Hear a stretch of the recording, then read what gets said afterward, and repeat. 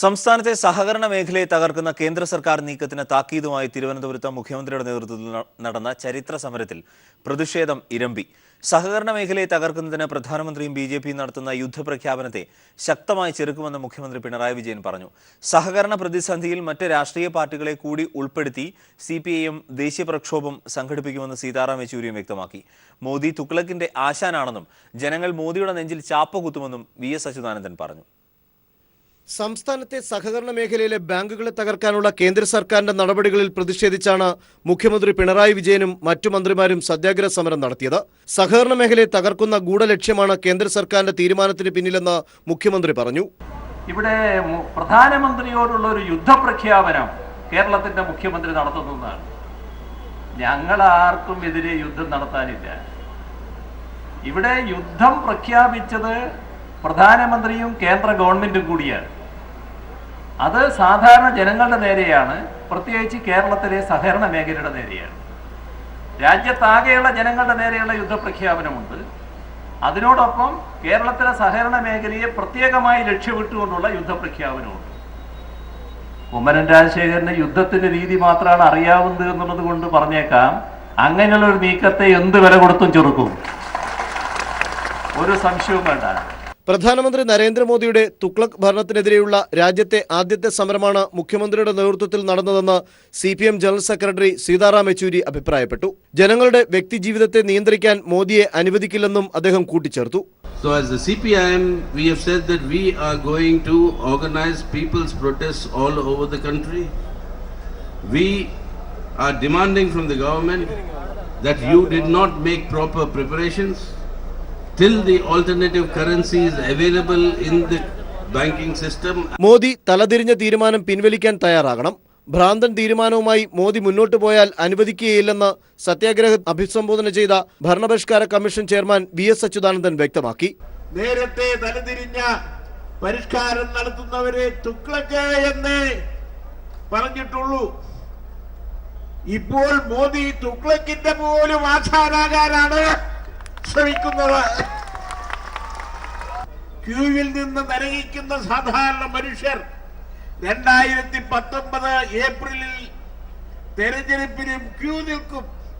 അന്നവർ മോദിയുടെ നെഞ്ചത്തായിരിക്കും ചാപ്പ കൊത്താൻ പോകുന്നത് എന്നോർക്കണം. എന്നാൽ സഹകരണ മേഖലയെ തകർക്കാനുള്ള കേന്ദ്ര തീരുമാനങ്ങൾ ഒരിക്കലും അംഗീകരിക്കാനാവില്ലെന്ന് സിപിഎം പോളിറ്റ് ബ്യൂറോ അംഗം പ്രകാശ് കാരാട്ട് പ്രതികരിച്ചു.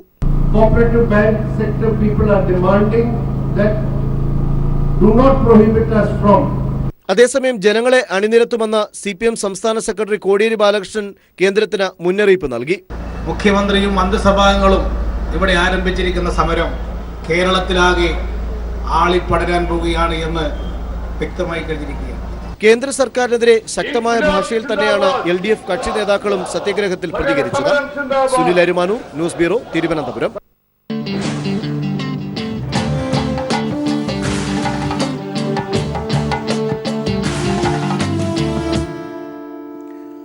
നോട്ടുമാറ്റത്തെ തുടർന്ന് സഹകരണ ബാങ്കുകൾക്കുണ്ടായ പ്രതിസന്ധിയിൽ ഇടപെടാമെന്ന് കേന്ദ്ര ധനകാര്യമന്ത്രി അരുൺ ജെയ്റ്റ്ലി കേരള എംപിമാർക്ക് ഉറപ്പു നൽകി. റിസർവ് ബാങ്ക് ഗവർണറുമായി സംസാരിക്കാമെന്ന് ജെയ്റ്റ്ലി വ്യക്തമാക്കി. അതേസമയം നോട്ടുമാറ്റത്തെ തുടർന്നുള്ള പ്രതിഷേധത്തിൽ പാർലമെന്റിന്റെ ഇരുസഭകളും നടപടികൾ റദ്ദാക്കി പിരിഞ്ഞു. P Karunakaran, A K Antony എന്നിവരുടെ നേതൃത്വത്തിൽ പാർലമെന്റിൽ വച്ചാണ് കേരള എംപിമാർ ധനകാര്യമന്ത്രി അരുൺ ജെയ്റ്റ്ലിയുമായി കൂടിക്കാഴ്ച നടത്തിയത്. ജില്ലാ പ്രാഥമിക സഹകരണ സംഘങ്ങൾക്ക് നോട്ടുമാറ്റത്തിന് അനുമതി നൽകാത്തത് മേഖലയെ സ്തംഭനാവസ്ഥയിലേക്ക് എത്തിച്ചതായി എംപിമാർ അറിയിച്ചു. സാധാരണ ജനങ്ങളുടെ ആശ്രയമാണ് സഹകരണ സംഘങ്ങൾ. ഇക്കാര്യത്തിൽ റിസർവ് ബാങ്ക് ഗവർണറുമായി സംസാരിക്കാമെന്നും പ്രശ്നത്തിൽ ഇടപെടാമെന്നും ജെയ്റ്റ്ലി എംപിമാർക്ക് ഉറപ്പ് നൽകി. അദ്ദേഹം പറയുകയുണ്ടായി, കേരളത്തിലെ വിഷയങ്ങളിൽ ഞങ്ങൾ ഉന്നയിച്ച കാര്യം ശരി തന്നെയാണ്. അത് റിസർവ് ബാങ്കിൻ്റെ ബന്ധപ്പെട്ട പ്രതിനിധികളെ ഇന്ന് അദ്ദേഹം അടിയന്തരമായി അവരെ ഈ കാര്യം ചർച്ച ചെയ്യുന്നതിനായി വിളിച്ചിട്ടുണ്ട്. കേരളത്തിലെ സഹകരണ സംഘങ്ങൾ മാതൃകാപരമാണെന്നും ജെയ്റ്റ്ലി എംപിമാരെ അറിയിച്ചു. അതേസമയം നോട്ടുമാറ്റ വിഷയത്തിൽ പാർലമെന്റ് ഇരുസഭകളും തുടർച്ചയായി മൂന്നാം ദിവസവും തടസ്സപ്പെട്ടു. പാകിസ്ഥാൻ നടത്തിയ ഉറി ആക്രമണത്തിൽ മരിച്ചതിനേക്കാൾ ഏറെ ജനങ്ങൾ നോട്ടുമാറ്റത്തെ തുടർന്നുണ്ടായ പ്രതിസന്ധിയിൽ മരിച്ചതായി ഗുലാം നബി ആസാദ് കഴിഞ്ഞ ദിവസം പറഞ്ഞിരുന്നു. ഇത് പാകിസ്ഥാനെ അനുകൂലിക്കുന്നതാണെന്ന് ചൂണ്ടിക്കാട്ടി ഗുലാം നബി മാപ്പ് പറയണമെന്ന് രാജ്യസഭയിൽ BJP ആവശ്യപ്പെട്ടു. എന്നാൽ മരണത്തിന് ഉത്തരവാദികളായ കേന്ദ്ര സർക്കാർ മാപ്പ് പറയണമെന്ന് ഗുലാം നബി തിരിച്ചടിച്ചു. മോദി സഭയിലെത്തി മറുപടി പറയണമെന്ന് മറ്റു പ്രതിപക്ഷ പാർട്ടികളും ആവശ്യപ്പെട്ടു. ബഹളത്തെ തുടർന്ന് രാജ്യസഭ പിരിഞ്ഞു. ലോക്സഭയിലാകട്ടെ ചോദ്യോത്തരവേള നിർത്തിവെച്ച് വിഷയം ചർച്ച ചെയ്യണമെന്ന പ്രതിപക്ഷ ആവശ്യം ഇന്നും സ്പീക്കർ തള്ളി. ഇതിനെ തുടർന്നുണ്ടായ പ്രതിഷേധത്തിൽ ലോക്സഭയും ഉച്ചയോടെ സഭാ നടപടികൾ റദ്ദാക്കി. News bureau, Delhi. 12 സംസ്ഥാനങ്ങളിൽ നാളെ നടക്കാനിരിക്കുന്ന ഉപതെരഞ്ഞെടുപ്പിൽ പരാജയഭീതിയിൽ BJP നേതൃത്വം. നോട്ട് അസാധുവാക്കിയ നടപടിയിൽ ജനങ്ങളുടെ പ്രതിഷേധം തെരഞ്ഞെടുപ്പിൽ തിരിച്ചടിയാകുമെന്നാണ് വിലയിരുത്തൽ. ലക്നൌവിൽ വ്യാഴാഴ്ച നടത്താനിരുന്ന മോദിയുടെ തെരഞ്ഞെടുപ്പ് റാലി ജനപങ്കാളിത്തം കുറയുമെന്ന റിപ്പോർട്ടിനെ തുടർന്ന് മാറ്റിവെച്ചു. രാജ്യത്തെ കർഷകരും കൂലി കിട്ടാതെ തൊഴിലാളികളും കടുത്ത പ്രതിസന്ധിയിൽ. നിശ്ചയിച്ച വിവാഹങ്ങൾ മുടങ്ങുന്നു. ആത്മഹത്യ, ബാങ്ക് ക്യൂവിൽ നിന്ന് കുഴഞ്ഞു വീണു മരണം, ചികിത്സ കിട്ടാതെയുള്ള മരണം തുടങ്ങി നോട്ട് പ്രതിസന്ധി ജീവനെടുത്തത് നിരവധി പേരുടെ. നോട്ട് അസാധുവാക്കിയ നടപടി മൂലം ഗ്രാമീണ മേഖലയിലെ ജനങ്ങൾ നേരിടുന്ന ദുരിതം കേന്ദ്ര സർക്കാരിനെതിരായ വികാരമായി വളർന്നിരിക്കുകയാണ്. ഇത് നാളെ നടക്കാനിരിക്കുന്ന ഉപതെരഞ്ഞെടുപ്പിലും അടുത്ത വർഷം ആദ്യം നടക്കുന്ന നിയമസഭാ തിരഞ്ഞെടുപ്പുകളിലും BJPക്ക് കനത്ത തിരിച്ചടിയാകുമെന്നാണ് വിലയിരുത്തൽ. നാളെ നടക്കാൻ പോകുന്ന തിരഞ്ഞെടുപ്പിൽ തീർച്ചയായിട്ടും എൻ്റെ ഒരു അഭിപ്രായത്തിൽ ഈ നോട്ട് നിരോധനം സംബന്ധിച്ചുള്ള നാട്ടിലുണ്ടായിരിക്കുന്ന പ്രക്ഷുബ്ധാവസ്ഥ തീർച്ചയായിട്ടും പ്രതിഫലിക്കുമെന്ന കാര്യത്തിൽ യാതൊരു സംശയവുമില്ല. കാരണം ആ രീതിയിലാണ് ജനങ്ങൾ കഷ്ടപ്പെടുന്നത്. ആ കഷ്ടപ്പാടുകൾ പ്രതിഫലിക്കാതിരിക്കാൻ യാതൊരു സാധ്യതയുമില്ല. ലക്നൌവിൽ വ്യാഴാഴ്ച നടത്താനിരുന്ന പ്രധാനമന്ത്രി നരേന്ദ്രമോദിയുടെ തിരഞ്ഞെടുപ്പ് റാലി മാറ്റിവെച്ചത് ജനങ്ങളുടെ പ്രതിഷേധം ഭയന്നാണെന്നാണ് റിപ്പോർട്ട്. റാലിയിൽ ജനപങ്കാളിത്തം കുറയുമെന്ന് BJP ഉത്തർപ്രദേശ് സംസ്ഥാന ഘടകം ദേശീയ നേതൃത്വത്തിന് റിപ്പോർട്ട് നൽകിയിരുന്നു. ജനങ്ങളുടെ പ്രതിഷേധം തണുപ്പിക്കാനും തിരഞ്ഞെടുപ്പിൽ തിരിച്ചടി ഒഴിവാക്കാനുമുള്ള മാർഗങ്ങളാണ് BJP നേതൃത്വം ആലോചിക്കുന്നത്. നോട്ട് അസാധുവാക്കിയതിനു ശേഷം നടന്ന മഹാരാഷ്ട്രയിലെ കർഷക ബോഡി തിരഞ്ഞെടുപ്പിൽ BJPക്ക് കയ്യിലുണ്ടായിരുന്ന 17 സീറ്റും നഷ്ടമായി. ഇത് വരാനിരിക്കുന്ന കനത്ത തിരിച്ചടിയുടെ ആദ്യ സൂചനകളാണ്. ദില്ലിയിൽ നിന്നും M. സന്തോഷ്.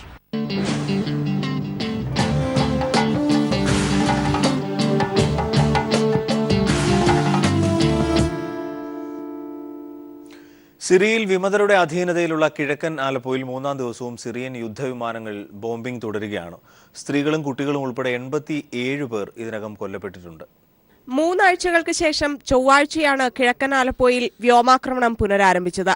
ആലപ്പോയിലെ ആകാശത്തിൽ കാണപ്പെടുന്ന വിമാനങ്ങളുടെ എണ്ണം ഇവിടെയുള്ള പക്ഷികളുടെ എണ്ണത്തേക്കാൾ കൂടുതലാണ്. ഹെലികോപ്റ്ററുകളിൽ നിന്ന് 7-8 ബാരൽ ബോംബുകൾ വീതം വർഷിക്കുന്നുണ്ട്. ബുധനാഴ്ച മാത്രം 6 കുട്ടികൾ ഉൾപ്പെടെ 25 പേർ വ്യോമാക്രമണത്തിൽ കൊല്ലപ്പെട്ടു. ഇതിനകം 150-ലധികം വ്യോമാക്രമണങ്ങൾ ഉണ്ടായെന്നും പ്രതിരോധ പ്രസ്ഥാനം അറിയിച്ചു.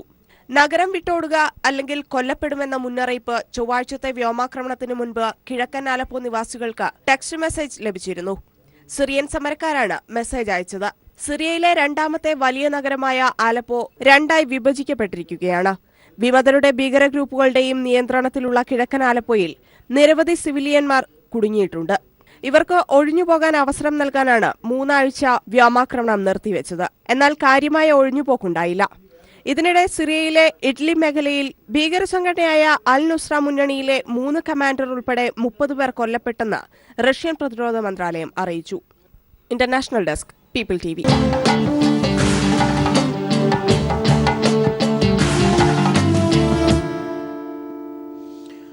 ഗൂഗിളിന്റെ സ്വന്തം സ്മാർട്ട് ഫോണായ നെക്സസിലാണ് ആൻഡ്രോയിഡ് ഓപ്പറേറ്റിംഗ് സിസ്റ്റത്തിന്റെ പുത്തൻ പതിപ്പുകൾ അവതരിപ്പിക്കപ്പെടാറ്. എന്നാൽ ആൻഡ്രോയിഡിന്റെ ഏറ്റവും പുതിയ പതിപ്പിറങ്ങുമ്പോൾ ആ പതിവിന് മാറ്റം ഉണ്ടായിട്ടുണ്ട്. നെക്സസ് ബ്രാൻഡ് ഗൂഗിൾ ഉപേക്ഷിച്ച് പകരം പിക്സൽ ഫോണുകൾ രംഗത്തെത്തിച്ചു. ന്യൂഗഡ് ആദ്യമായി LGയുടെ V20 മോഡലിലൂടെയാണ് ലോകത്തിനു മുന്നിലെത്തിയത്. LG V20ക്ക് ഇപ്പോൾ വിദേശ വിപണികളിൽ നല്ല സ്വീകാര്യതയാണ്. അമേരിക്കയിൽ ഒക്ടോബർ 28-നാണ് LG V20യുടെ വിൽപ്പന തുടങ്ങിയത്. 2 ആഴ്ചയ്ക്കുള്ളിൽ 2 ലക്ഷം ഫോണുകൾ വിറ്റഴിഞ്ഞു. പൊട്ടിത്തെറിയ ആശങ്കയെ തുടർന്ന് ജനം സാംസങ് ഗാലക്സി നോട്ട് 7നെ കൈയൊഴിഞ്ഞതാണ് V20ക്ക് നേട്ടമായത്. LGയുടെ മുൻനിര മോഡലായ V20യുടെ സവിശേഷതകൾ ഇതൊക്കെയാണ്. 5.7 ഇഞ്ച് കാർഡ് HD ഡിസ്പ്ലേയാണ് ഫോണിലുള്ളത്.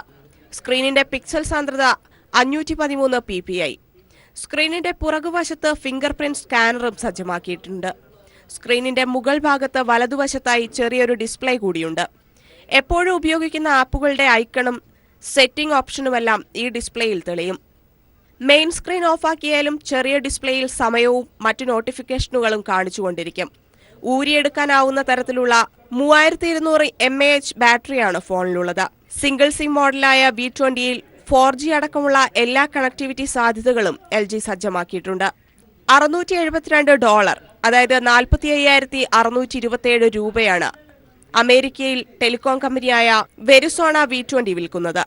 ഇന്ത്യയിലെത്തുമ്പോൾ വിലയിൽ ചില ഏറ്റക്കുറച്ചിലുകളും വന്നേക്കാം. News desk people TV. വിഷപ്പാമ്പുകളെ അപകടരഹിതമായി പിടികൂടി നാട്ടിൽ ഉപേക്ഷിക്കുന്നതിനുള്ള യന്ത്രം കണ്ടുപിടിച്ച് ശ്രദ്ധേയനാവുകയാണ് ഓട്ടോറിക്ഷ തൊഴിലാളി സിബി സെബാസ്റ്റ്യൻ. കാസർഗോഡ് മാലോത്ത് സ്വദേശിയായ സിബി 2 മാസത്തിനുള്ളിൽ 50ഓളം വിഷപ്പാമ്പുകളെയാണ് പിടികൂടിയത്. അപകടം ഒഴിവാക്കാൻ പാമ്പ് പിടുത്തക്കാർ ഈ യന്ത്രം ഉപയോഗിക്കണം എന്നാണ് സിബിയുടെ ഉപദേശം. ജനങ്ങൾക്കും പാമ്പുകൾക്കും ഒരുപോലെ സംരക്ഷകനാണ് കാസർഗോഡ് മാലോത്തെ ഓട്ടോറിക്ഷ തൊഴിലാളിയായ 54-കാരനായ സിബി സെബാസ്റ്റ്യൻ. കുട്ടിക്കാലത്ത് പാമ്പിനെ പിടികൂടി വീട്ടിലെത്തിച്ച സിബിക്ക് അച്ഛന്റെ കയ്യിൽ നിന്നും തല്ലും കിട്ടിയിട്ടുണ്ട്. ജനങ്ങൾക്ക് ഭീഷണിയാകുന്ന പാമ്പുകളെ സാഹസികമായി കൈകൊണ്ട് പിടികൂടുന്ന സിബിയുടെ ഏറെക്കാലത്തെ സ്വപ്നമാണ് പാമ്പുകളെ പിടികൂടുന്നതിനുള്ള യന്ത്രം കണ്ടുപിടിച്ചതിലൂടെ യാഥാർത്ഥ്യമായിരിക്കുന്നത്. പ്രായമേറുകയും രോഗങ്ങൾ കീഴടക്കുകയും ചെയ്തതോടെ പഴയതുപോലെ എളുപ്പത്തിൽ പാമ്പുകളെ പിടികൂടാനാകുന്നില്ല. അതിനാൽ പാമ്പുകളെ പിടികൂടുന്നതിനുള്ള യന്ത്രത്തിന് സിബി തന്നെ രൂപം നൽകി. കൈകൊണ്ടല്ലേ ഇത്രയും അപകടങ്ങൾ ഉണ്ടാകുന്നത്. അപ്പോൾ ഇത് എങ്ങനെ കണ്ടുപിടിക്കാമെന്ന് ഞാൻ ഇത് പേന എടുത്ത് വരച്ചു. 2 ദിവസം ഇതോട് വരച്ച് പ്ലാൻ ആക്കിയിട്ട് ഞാൻ ഒരു വെൽഡിംഗുകാരൻ്റെ അടുത്ത് പോകുമ്പോൾ പറഞ്ഞു ഇതൊന്നും ശരിയാവുന്ന കേസല്ല എന്ന് പറഞ്ഞു. ഞാൻ പറഞ്ഞു ഈ പ്ലാൻ പ്രകാരം ചെയ്താൽ ഇത് സംഭവം വിജയിക്കും എന്ന് പറഞ്ഞു. ഞാൻ ഒരെണ്ണം ആദ്യം ബെരടാക്കി എല്ലാം റെഡിയാക്കി വെച്ചു. അന്ന് രാത്രി ഫോറസ്റ്റുകാർ എന്നെ വിളിച്ച് ഒരു പാമ്പുണ്ടെന്ന് പറഞ്ഞൊരു വീട്ടിൽ ഞാൻ ആ വീട്ടിൽ ചെന്നു. കൃത്യം കഴുത്തിനിട്ട് എന്ന് ഇത് സാധാരണ എഴുതിയിട്ട് പിടിച്ചു കഴിഞ്ഞപാടെ സംഭവം വിജയിച്ചെന്ന് എനിക്ക് മനസ്സിലായി. അതേ തന്നെ എടുത്ത് ചാക്കിലേക്ക് കുത്തി. ഓട്ടോറിക്ഷയുടെ ക്ലച്ച് കേബിൾ, ബൈക്കിന്റെ ക്ലച്ച്, ലിവർ, ബ്രേക്ക് സ്പ്രിംഗ് എന്നിവ ഉപയോഗിച്ചാണ് യന്ത്രം നിർമ്മിച്ചത്. പാമ്പുകൾ വെള്ളത്തിലോ മാളത്തിലോ കോഴിക്കൂട്ടിലോ എവിടെയുമാകട്ടെ ഒരു പോറൽ പോലുമില്ലാതെ ഈ യന്ത്രം ഉപയോഗിച്ച് പിടികൂടി ചാക്കിലാക്കാനാകും. തന്റെ ഓട്ടോറിക്ഷയിലെത്തി പാമ്പുകളെ പിടികൂടി ഇതേ ഓട്ടോറിക്ഷയിൽ തന്നെ കാട്ടിൽ പാമ്പുകളെ ഉപേക്ഷിക്കുന്ന ഈ തൊഴിലാളി ജനങ്ങളിൽ നിന്നും പ്രതിഫലമൊന്നും സ്വീകരിക്കാറില്ല. കടിയേൽക്കാതെ എങ്ങനെ പാമ്പിനെ ജീവനോടെ പിടിക്കാം? 5ാം ക്ലാസ് വിദ്യാഭ്യാസം മാത്രമുള്ള ഓട്ടോറിക്ഷ തൊഴിലാളി സിബി ഒടുവിൽ ആ ഗവേഷണം വിജയകരമായി പൂർത്തിയാക്കി പാമ്പ് പിടുത്ത യന്ത്രം കണ്ടുപിടിച്ച് ചരിത്രം സൃഷ്ടിച്ചിരിക്കുന്നു. ക്യാമറാമാൻ ഷൈജു ബിലാത്രയ്ക്കൊപ്പം സണ്ണി ജോസഫ്.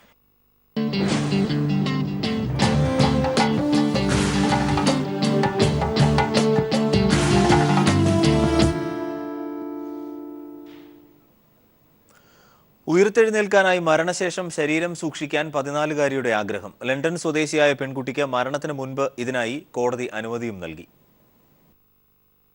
മരണത്തിന് ശേഷം വീണ്ടും ജീവിതത്തിലേക്ക് തിരിച്ചു വരാമെന്ന് കരുതി ശരീരം സൂക്ഷിച്ചു വെക്കുന്നവർ ധാരാളമുണ്ട് അമേരിക്കയിലും റഷ്യയിലും. മരണശേഷം ശരീരം താഴ്ന്ന താപനിലയിൽ ദ്രവരൂപത്തിലുള്ള നൈട്രജനിൽ സൂക്ഷിക്കുകയാണ് ഇതിനായി ചെയ്യുക. ഈ നടപടി മറ്റു രാജ്യങ്ങളിൽ നിയമവിരുദ്ധമാണ്. എങ്കിലും അപൂർവമായ ക്യാൻസർ ബാധിച്ച് മരണത്തോട് മല്ലിടുന്നതിനിടെ ലണ്ടൻ സ്വദേശിനിയായ കുട്ടിക്ക് ഇതിനുള്ള അവസരം കോടതി അനുവദിക്കുകയായിരുന്നു. ഒക്ടോബറിലാണ് പെൺകുട്ടി മരിച്ചത്. അവളുടെ ശരീരം ശീതീകരിച്ച് സൂക്ഷിക്കാനുള്ള അവകാശം പിതാവിനല്ല, മാതാവിനെയാണ് ഏൽപ്പിച്ചത്. കോടതി വിധിയുടെ അടിസ്ഥാനത്തിൽ പെൺകുട്ടിയുടെ ശരീരം ശീതീകരിച്ച് സൂക്ഷിക്കാൻ അമേരിക്കയിലേക്ക് കൊണ്ടുപോയി.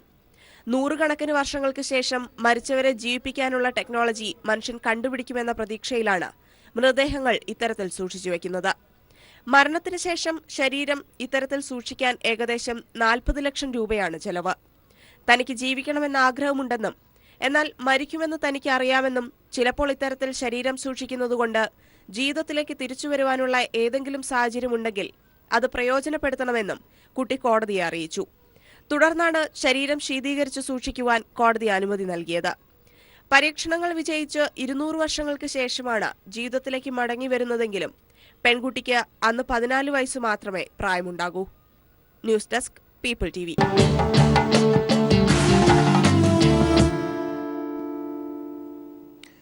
തായ്ലൻഡിലെ ഒരു മത്സ്യത്തിന് ദേശീയ പതാകയുടെ നിറമുണ്ടെന്ന കാരണത്താൽ വൻതുകയ്ക്ക് ലേലത്തിന് വിറ്റു. 10,04,177 രൂപയ്ക്കാണ് ഓൺലൈൻ ലേലത്തിൽ ഈ മീൻ വിറ്റുപോയത്. സയാമീസ് ഫൈറ്റിംഗ് ഫിഷ് അഥവാ ബെറ്റ ഫിഷ് എന്നറിയപ്പെടുന്ന ബഹുവർണ്ണ മത്സ്യമാണ് ഇത്.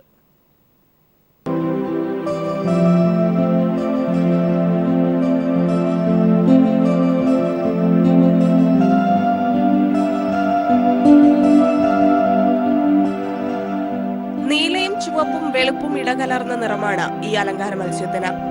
ദേശീയ പതാകയോടുള്ള നിറങ്ങളുടെ സാദൃശ്യമാണ് ബെറ്റ മത്സ്യത്തിന്റെ തലവര തിരുത്തിയത്. അലങ്കാര മത്സ്യകൃഷി നടത്തുന്ന കാഷൻ മുറേഷിയാണ് തന്റെ പക്കലുള്ള ബെറ്റ മത്സ്യത്തിന്റെ ചിത്രം ഫേസ്ബുക്കിലെ ഓഷൻ പേജിൽ പോസ്റ്റ് ചെയ്തത്. ഇതോടെ സമൂഹ മാധ്യമങ്ങളിൽ സംഭവം ചർച്ചയായി. ആദ്യ ദിനം നിസാര വിലയ്ക്ക് തുടങ്ങിയ ലേലത്തുക 2ാം ദിനമായതോടെ കുതിച്ചുകയറി 1 ലക്ഷത്തിലെത്തി. ഖുറേഷി ഒരു വിനോദത്തിനായി തുടങ്ങിയതാണ് അലങ്കാര മത്സ്യകൃഷി. മുൻപും പതാകയുടെ നിറമുള്ള ബെറ്റ മത്സ്യങ്ങളെ ബ്രീഡ് ചെയ്യാൻ ശ്രമിച്ചിട്ടുണ്ട്. എന്നാൽ അവയൊന്നും ഇതിന്റെ 7 അയലത്തുപോലും എത്തിയില്ല. മുൻപ് ബെറ്റ മത്സ്യത്തെ ലേലം ചെയ്തപ്പോൾ കിട്ടിയ ഏറ്റവും വലിയ തുക 45,000 രൂപയാണ്. വളരെ അപൂർവമായി മാത്രമേ ദേശീയ പതാകയുടെ നിറത്തിലൊക്കെ മത്സ്യങ്ങൾ ലഭിക്കാറുള്ളൂ. ഒരുപാട് പേർ ഈ നിറങ്ങളിൽ ബെറ്റ മത്സ്യത്തെ ബ്രീഡ് ചെയ്യാൻ ശ്രമിക്കാറുണ്ടെങ്കിലും ഇതുവരെ ഇങ്ങനെയൊരു മത്സ്യത്തെ ബ്രീഡ് ചെയ്യാൻ കഴിഞ്ഞിട്ടില്ലെന്നാണ് ഖുറേഷിയുടെ വിശ്വാസം.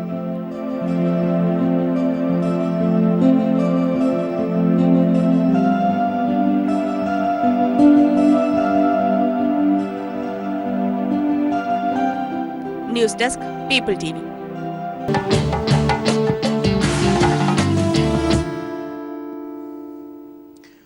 വിജയ് ആന്റണി നായകനായെത്തുന്ന സെയ്ത്താൻ എന്ന ചിത്രത്തിന്റെ ആദ്യ 10 മിനിറ്റുകൾ യൂട്യൂബിൽ റിലീസ് ചെയ്തു. ചിത്രത്തിന്റെ ടീസർ പുറത്തിറങ്ങിയ ആദ്യ ദിവസം തന്നെ 5 ലക്ഷത്തിലധികം ആളുകളാണ് കണ്ടത്. പ്രേക്ഷകരെ മുൾമുനയിൽ നിർത്തുന്ന സീനുകളാണ് ഓരോന്നും. ഇതിനിടയിലാണ് ചിത്രത്തിന്റെ ആദ്യ 10 മിനിറ്റ് അണിയറ പ്രവർത്തകർ പുറത്തുവിട്ടത്.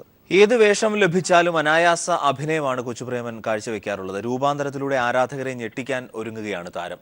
കൊച്ചുപ്രേമൻ അഭിനയിച്ച ചിത്രത്തിന്റെ ട്രെയിലർ അണിയറ പ്രവർത്തകർ പുറത്തുവിട്ടു. മൈ ലൈഫ് പാർട്ട്ണറിന് ശേഷം MB പത്മകുമാർ സംവിധാനം ചെയ്യുന്ന രൂപാന്തരത്തിൽ ഒരു അന്ധകഥാപാത്രമായാണ് കൊച്ചുപ്രേമൻ എത്തുന്നത്.